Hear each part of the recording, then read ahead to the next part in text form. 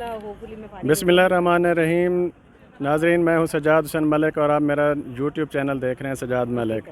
मेरे साथ सीनियर सहाफ़ी नैयर मौजूद हैं। आज हम उनसे तफसीलात जानते हैं सुप्रीम कोर्ट के फ़ैसले से मुताल्लिक। जी नैयर, बताइएगा कि सुप्रीम कोर्ट के फ़ैसले को सूबाई असम्बली के इंतखाबात के हवाले से आप कैसे देखती हैं? Thank you so much. Supreme court का फ़ैसला जो है वो बहुत क्लियर है और सुप्रीम कोर्ट के सामने जो बुनियादी तौर पर 3 नुक्ते रखे गए थे और उन 3 नुक्तों में सबसे बुनियादी नुक्ता ये था कि जो सदर मुमलिकत की जानिब से इंतखाबात की तारीख़ का ऐलान किया गया, 9 अप्रैल को उन्होंने इंतखाबात होने के हवाले से कहा। तो इन इंतखाबात की तारीख़ के हवाले से क्या इंतखाबात की तारीख़ ऐलान करने का सदर मुमलिकत का इख्तियार था या नहीं था? इलेक्शन कौन सा ऐसा ओहदा है या कौन सी ऐसी शख्सियत है, कौन सा ऐसा इदारा है जो मजाज़ है इंतखाबात की तारीख़ अनाउंस करने का? बुनियादी ये सवाल था। तो आज जो इलेक्शन कमीशन का फ़ैसला है, 5 रुकनी लार्जर बेंच था, 3 जजेस की जानिब से कैटेगोरिकली कहा गया है कि इलेक्शन जो हैं वो आइन की रूह से, आइन के मुताबिक 90 रोज़ के अंदर होने हैं, केपी के और पंजाब दोनों के। और बाकी 2 जो जजेस हैं उनकी तरफ से इस फ़ैसले को मानते हुए एक इख्तिलाफ़ी नोट सामने आया है। पहला नोट तो ये था कि जी आज खुद नोटिस जो लिया गया वो आज खुद नोटिस लेने का इख्तियार क्या था, क्या लेना चाहिए था, नहीं लेना चाहिए था, उस पर सवाल उठाया गया। और दूसरा बुनियादी इख्तिलाफ़ जो था वो जो बेंच की तश्कील है उसके हवाले से भी सामने आया था।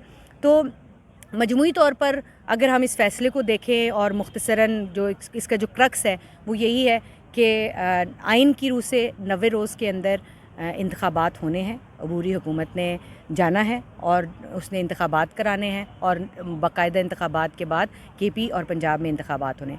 अब इसमें केपी के इंतखाबात के हवाले से सदर मुमलिकत के वकील ने गुज़श्ता रोज़ की समाअत में जो नोटिफिकेशन जारी किया था तारीख़ का, उस पर अपनी गलती तस्लीम कर ली। उन्होंने कहा कि हम मजाज नहीं थे। ठीक है। तो उसके बाद उसको तो एक तरफ रख दिया गया। अच्छा नैयर, आप क्या समझती हैं कि तहरीक इंसाफ की ये कोई कामयाबी है इस केस में, या उसे कितना एक मार्जिन मिला है, या सुप्रीम कोर्ट ने ये मामला फिर सियासतदानों के पास वापस भेज दिया, पार्लियामेंट के पास वापस देखिए, भेज दिया? आपको पता है कि मिठाइयाँ हम पहले खा लेते हैं और फ़ैसले का क्रक्स जो है वो बाद में निकलता है, चाहे वो पनामा का हो, चाहे वो एक्सटेंशन का हो, चाहे कोई भी मामला हो, तो बाद में निकलता है असल मुद्दा कि असल मुद्दे में तो कुछ और था। मिठाई दोनों तरफ ने थोड़ी थोड़ी खा लेनी होती है। लेकिन इस केस में मुझे ये लगता है कि कोई ऐसा बड़ा वो ब्रेक थ्रू नहीं है। सुप्रीम कोर्ट की जानिब से ये कहा गया है कि आइन की रूह से 90 रोज़ में होने चाहिए और जो ऐलान सदर मुमलिकत की तरफ से केपी के इंतखाबात के हवाले से 9 अप्रैल के हवाले से किया गया है, तो उसको जो है वो सामने रखा जाए और 9 तारीख़ को इंतखाबात कराने की कोशिश की जाए। और अगर मुमकिन नहीं, ये जो अगर मगर और लेकिन है ना, इसने जो है वो मिठाई के मामलात को मशकूक कर देना होता है। तो अगर मुमकिन नहीं है तो फिर उस सूरत में पहले तो मुशावरत करें। आपको पता है कि ये जो मुशावरती अमल है ये नामुमकिनात में से अभी तक रहा है।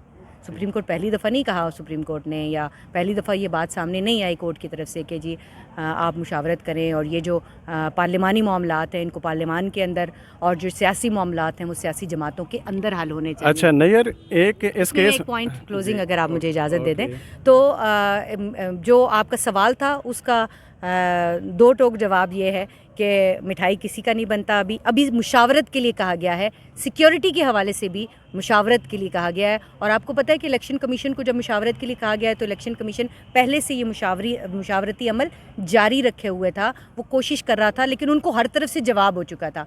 फ़ाइनेंस वालों ने कहा फ़ाइनेंस कोई नहीं, आरोज़ नहीं दे सकते, इदारों ने कह दिया। उसके बाद जो है वो पीछे रह गया था एक मसला सिक्योरिटी का, तो दाखिला ने पहले ही बना कर दिया कि भाई हम इस काबिल नहीं है कि आपको फौरी तौर पर इंतखाबात के लिए सिक्योरिटी दे सकें। अच्छा नैयर, इस केस में सबसे बड़ी चीज़ जो सामने आई है वो ये है कि सुप्रीम कोर्ट ने सदर मुमलिकत का केपी के हवाले से जो फ़ैसला है वो कलअदम करार दे दिया है।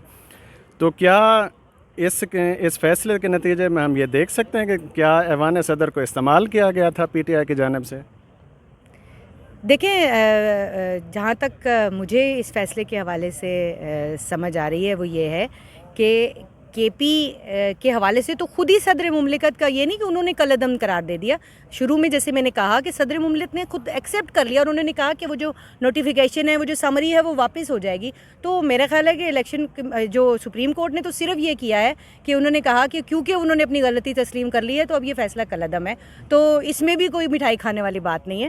تو میرے خیال میں فیصلہ بہت ہی سیدھا سادہ ہے جس کو مبہم بنانے کی کوشش کی جا رہی ہے. دونوں پارٹیز اپنے اپنے مرضی کے نکات اٹھا کے ان کو ہائی لائٹ کر رہی ہیں, لیکن اس وقت مشاورت کے اوپر بات ٹکی ہوئی ہے کہ پھر مشاورت کریں, اور اگر مشاورت سے ثابت ہو جاتا ہے کہ جی آپ 9 اپریل کو آپ کو پتہ انتخابات نہیں ہونے, کیونکہ الیکشن کمیشن کی جو ہے وہ جو انہوں نے ڈیمانڈز رکھی ہوئی ہیں وہ ڈیمانڈز پوری کرنے کے لیے کوئی تیار نہیں ہے. حکومت انتخابات نہیں کرانا چاہتی تو نہیں ہو سکتے. 100 طریقے ہمارے آئین کے اندر موجود ہیں, موم کی ناک کی طرح ہم موڑتے ہیں اس کو, اور پھر ہم کہتے ہیں کہ یار اس وجہ سے, بلکہ ابھی پیچھے ایک پروگرام میں اسی طرح سے ہم بیٹھے تھے, ان کا انتخابات کیوں نہیں ہوں گے. میں نے کہا جب ساری قوتیں مل کر انتخابات نہ کرانے کے 100 طریقوں کے اوپر غور کر رہی ہو تو اس وقت انتخابات کس نے کرانے. تھینک یو سو مچ. یہ ہمارے ساتھ موجود تھیں سینئر صحافی نیئر جو اپنا تجزیہ پیش کر رہی تھیں سپریم کورٹ کے فیصلے کے اوپر. ناظرین, سپریم کورٹ کا فیصلہ واضح ہے کہ 90 دن کے اندر انتخابات ہونے ہیں, اور سپریم کورٹ نے یہ قرار دیا ہے کہ اگر 90 روز میں انتخابات نہیں ہو سکتے تو اس پر مشاورت کا عمل جاری رکھا جائے. دیکھتے رہیے میرا یوٹیوب چینل سجاد ملک, اور تب تک کے لیے خدا حافظ.